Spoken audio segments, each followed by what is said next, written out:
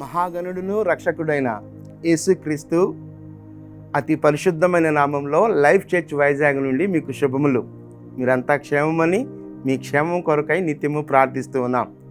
అనుదినము ఈ ధ్యానాలు, హోప్ ఫర్ టుడే వాక్య ధ్యానాలను మీరు అనుసరిస్తూ ఆధ్యాత్మికంగా అభివృద్ధి చెందుతూ దేవునికి అత్యంత చేరువవుతున్నారని నమ్మి దేవాది దేవుని ఎంతగానో స్తుతిస్తున్నాను. ఇది నా హోప్ ఫర్ టుడే వాక్య ధ్యానంలోనికి మిమ్మల్ని ఆహ్వానిస్తూ ఉన్నాను.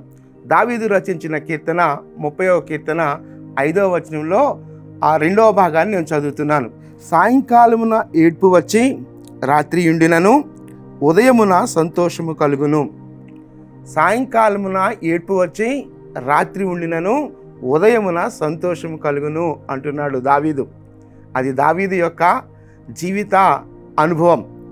ఎన్నో వేదనకరమైన పరిస్థితుల్లో, ఎన్నో భయంకరమైన పరిస్థితులు గుండా వెళ్తూ ఉన్నప్పుడు ఆ పరిస్థితుల గురించి ఆలోచిస్తూనే ఎదుర్కోబోయేటువంటి భయంకరమైనటువంటి పరిస్థితుల గురించి మానసికంగా కృంగిపోయి వాస్తవానికి చనిపోయే పరిస్థితులు వచ్చి ఉండొచ్చు. కానీ దావీదుకున్నటువంటి గొప్ప నిరీక్షణ ఏంటి అని అంటే, సాయంకాలం నాకు ఏడ్పు వస్తే ఆ ఏడ్పు ఆ సాయంకాలం వరకే. ఉదయమున దేవుడు నాకు సంతోషాన్ని ఇవ్వబోతున్నాడు. న్యూ బిగినింగ్ని, న్యూ స్టార్ట్ని దేవుడు నాకు ఇవ్వబోతున్నాడు. That is hope. అదే నిరీక్షణ.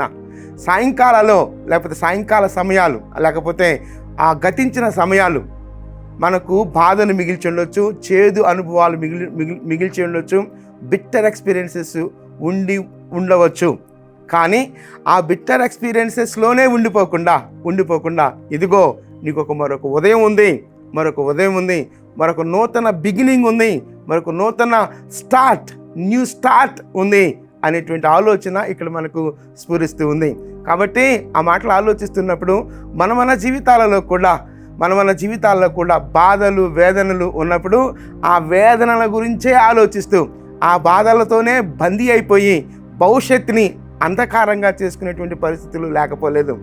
మనకున్నటువంటి గొప్ప నిరీక్షణ ఏంటి అని అంటే, ఆ ఏడ్పు ఆ సాయంకాలం వరకు మాత్రమే. ఆ సాయంకాలంలోనే మనం ఉండం. ఇదిగో మరొక నూతన ఉదయం నీకుంది అనే విషయం మనకి ఇక్కడ అర్థమవుతుంది. నేను మళ్ళీ ఆ వచనాన్ని చదువుతున్నాను. సాయంకాలమున ఏడ్పు వచ్చి రాత్రి ఉండినను ఉదయమున సంతోషము కలుగును. ఇదిగో ఉదయము అన్నప్పుడు మన జీవితంలో ఒక నూతన బిగినింగ్, నూతన ప్రారంభం. గతించిన కాలం అయిపోయింది, మరలా దేవుడు ఇంకొక సమయాన్ని నీకు ఇస్తున్నాడు. అది న్యూ బిగినింగ్, న్యూ స్టార్ట్. ఆ న్యూ బిగినింగ్లో, ఆ న్యూ స్టార్ట్లో మనకు కావాల్సింది ఏంటి అని అంటే నిరీక్షణ కావాలి. అది మనకు నిరీక్షణ ఇవ్వబోతుంది. ఆ న్యూ బిగినింగ్, ఆ న్యూ స్టార్ట్ మనకు నిరీక్షణ ఇవ్వబోతుంది అనే విషయం మనకు అర్థమవుతుంది. కాబట్టి ఒకసారి మనం ఆలోచిద్దాం. మన గతాలు, మన సాయంకాలాలు అనగా మనల్ని బాధపరిచే విషయాలు ఏవైతే ఉన్నాయో వాటితో బందీలు కాక వాటిలోనే ఉండిపోకుండా ఇగో దేవుడు మరొక నూతన దినాన్ని లేకపోతే నూతన నిరీక్షణను నా జీవితంలో ఇవ్వబోతున్నాడు అనే ఆలోచన మనం కలిగి ముందుకు కొనసాగలిగితే దేవునికి అత్యంత చేరువయ్యే వారంగా ఉంటాం. ఒకసారి ఆలోచిద్దాం. సాయంకాలంలోనే లేకపోతే బాధల్లోనే బందీ అయిపోతున్నామా? ఇదిగో ఈ బాధలు ఎంతో కాలం ఉండవు. వీటి తరువాత నాకు నూతన బిగినింగ్ ఉంది, న్యూ బిగినింగ్ ఉంది అనే నిరీక్షణ కలిగి ముందుకు కొనసాగుదాం. చిన్న ప్రార్థన చేస్తూ ఉండగా మీరు ఎక్కడున్నప్పటికీ మీకు అభ్యంతరం లేకపోతే నాతో కలిసి ఏకీభవించాలని మనం చేస్తున్నాను. ప్రార్థన. కృపగలిగిన దేవా, దయగలిగిన మా తండ్రి, మీ ఘననామానికి వందనాలు, స్తుతులు, స్తోత్రాలు చెల్లిస్తున్నాం ప్రభువా. నిజమే ప్రభువా, మా జీవితాలలో ఒక న్యూ బిగినింగ్ని, ఒక న్యూ స్టార్ట్ని మీరు మాకు ఇవ్వబోతున్నందుకై మీకు స్తోత్రాలు చెల్లిస్తున్నాం ప్రభువా.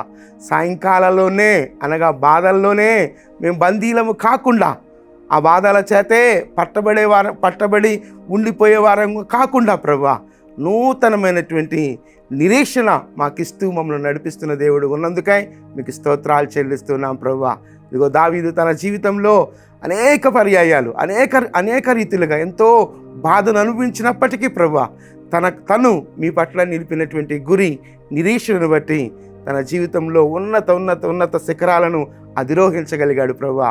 మా జీవితాలలో కూడా సాయంకాలాలకు అనగా బాధలకు బందీలం కాకుండా న్యూ బిగినింగ్ని, నూతన నిరీక్షణతో మేము ముందు కొనసాగగలిగే కృప మాకు అనుగ్రహించమని మీ కృపా హస్తాల్లోనికి మమ్మలను మేముగా సమర్పించుకుంటూ సమస్త ఘనత, మహిమ, ప్రభావాలు మీరు మాత్రమే పొందుకోమని యేసుక్రీస్తు అతి శ్రేష్టమైన నామంలో ప్రార్థించి స్తుతించి వేడుకొంచున్నాం తండ్రి. Amen, amen.